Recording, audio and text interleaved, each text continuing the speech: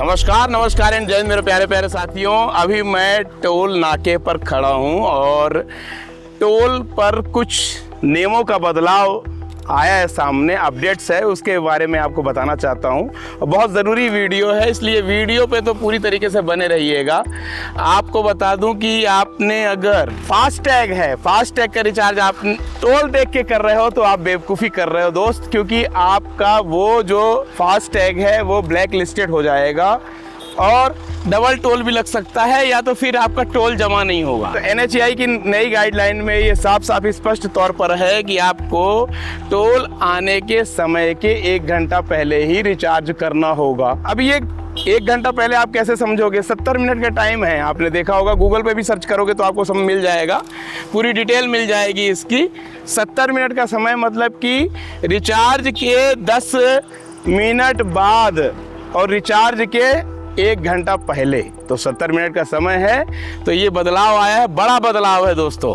कभी कभी क्या होता था कि टोल नाका देखे 500 मीटर दूर है, 100 मीटर दूर है और तुरंत रिचार्ज करते थे, लेकिन अब वो आप नहीं कर सकते हैं। तो ये बदलाव आप नोट कर लीजिए, बहुत काम का है आपके। दूसरा मैं आप सभी को बताना चाहता हूँ कि जैसे हम टोल में बहुत जैसे कम सफ़र करते हैं, जो कम सफ़र करते हैं, और प्राइवेट व्हीकल के लिए मेरी बात को ध्यान से सुनिएगा।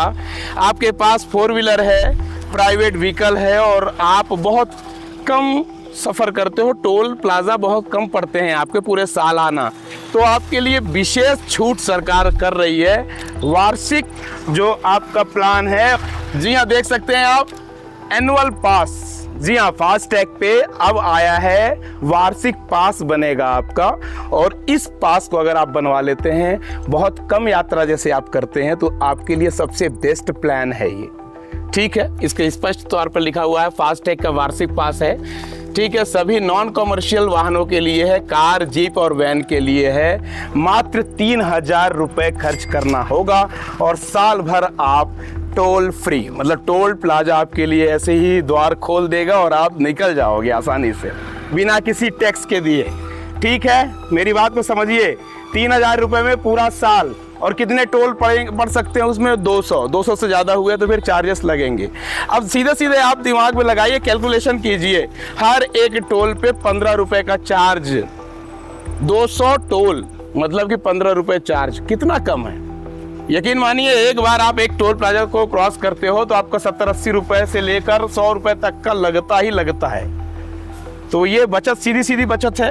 आइए और डीपली हम इसमें, ये एक प्रचार प्रसार के लिए है जो कि 15 अगस्त से, इसी 15 अगस्त से लागू हो चुका है और आप इसको एक्टिवेट कर सकते हैं। सारी जानकारी आपको एक बैनर के माध्यम से बताई गई है, तो इसको दिखाइएगा। इसमें मात्र 3000 रुपये का एक मुफ्त भुगतान है, 1 वर्ष की वैधता है, 200 टोल फ्री क्रॉसिंग है। एक बार भुगतान करें, पूरे साल चले। वाहन पर वैध फास्टैग होना अनिवार्य है। कब तक वैलिड माना जाता है? आपने कुछ गलतियां की तो आपका फास्टैग इनवैलिड हो जाएगा। आपको पता है वो गलतियां कौन कौन सी हैं? पहली गलती तो सफिशिएंट बैलेंस नहीं होना, पर्याप्त अगर बैलेंस नहीं है तो। इसलिए हमेशा ये श्योर रहिए, इंश्योर रहिए कि आपके फास्टैग पे पर्याप्त बैलेंस है कि नहीं है, रिचार्ज है कि नहीं है। ठीक, वाहन पर वैध फास्टैग होना अनिवार्य है। राजमार्ग यात्रा ऐप या NHAI वेबसाइट द्वारा एक्टिवेट कर सकते हैं। भुगतान के 2 घंटे के अंदर हो जाएगा एक्टिवेट। जब भुगतान हो जाएगा उसके 2 घंटे के अंदर जो है ये एक्टिवेट हो जाता है। आपको फिर बार बार रिचार्ज नहीं करना होता है। NHAI पर राष्ट्रीय एक्सप्रेस वे पर स्थित टोल प्लाजा की जानकारी राजमार्ग यात्रा ऐप पर देखें। कुल मिला के आपको मैं बता दूं कि ये जो एनुअल पास का सिस्टम है वो NHAI पे लागू है, स्टेट हाईवेज या एक्सप्रेस वे पे लागू नहीं है। कुछ बातें आप दिमाग में बैठा लीजिए। प्राइवेट व्हीकल पे अलाउ है, कमर्शियल व्हीकल पर अलाउ नहीं है, लागू नहीं है ये। ठीक है, और टोल पे हम कुछ और बातों को आइए समझते हैं। तो ये बताइए, अगर मान के चलिए किसी की नई गाड़ी है, एकदम नई गाड़ी है, तो फास्टैग नहीं लगा हुआ है, तो कैश पेमेंट ले लेते हो आप लोग?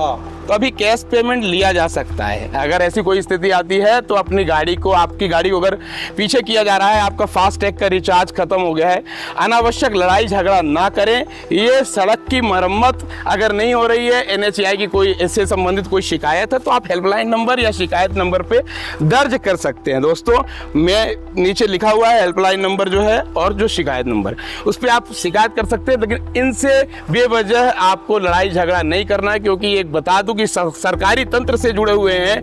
भले ये ठेकेदारी बेस पर है लेकिन काम तो सरकार का है, और सड़क इन्होंने बनाई तो एक तरीके से ये शासकीय सेवक की भांति कार्य कर रहे हैं। और इनके साथ मारपीट करना, दुर्व्यवहार करना अगर आप करते हो तो आपके खिलाफ कार्रवाई होगी। ठीक है जी। और यदि आप भी करते हो, गलत आचरण करते हो, तो हमारी जनता के साथ अगर आप दुर्व्यवहार करते हो तो इसकी शिकायत कर सकते हैं, उस पर आप पे भी कार्रवाई होगी।